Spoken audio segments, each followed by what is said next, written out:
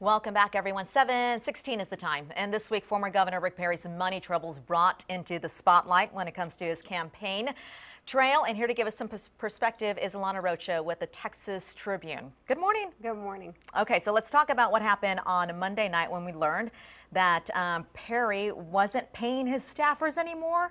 Right, so Thursday was the first GOP debate, and Perry failed to make the primetime stage. Right. And then Friday, evidently, his campaign staff went to the other staff and said, so you won't be getting paid anymore. Wow. A lot of people, all but one, evidently stayed on and will be staying on as volunteers for the foreseeable future.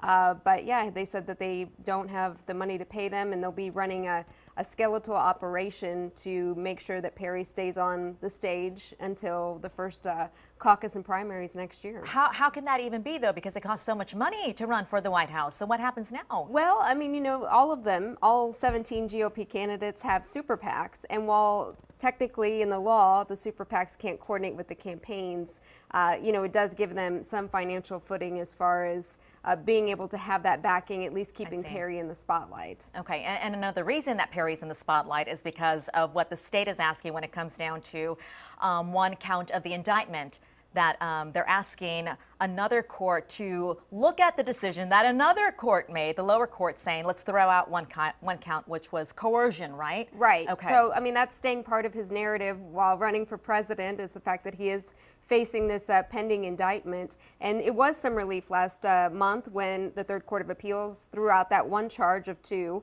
The abuse of power charge still stands. But yeah, the state's coming back and challenging that ruling, saying, you know, it's going to give all the people who had been found guilty on that statute as far as coercion a lot of footing to challenge their conviction. I'm wondering if the Perry campaign is thinking, okay, you know, let's go to trial and get this over with already, or, you know, how does this affect them? Because it's been more than a year since this indictment against him. Right. Or at least a year. He wants it, yeah, it's about a year. It's a year this month that the indictment came down. So, I mean, again, it's part of his narrative, and he doesn't want it there, especially given the fact that he is having these financial troubles, and which is such a deep field. I mean, it was just this week, 4 years ago, that he got in and was the saving grace for the GOP, raised something like $17 million in record time, and now he's having financial troubles, and that just goes to show how deep the field is and how many of those 17 candidates have ties to Texas and Texas donors. And we shall see what happens next in the race for the White House when it comes to Governor Rick Perry. Thank you so much for that. Always good talking to you.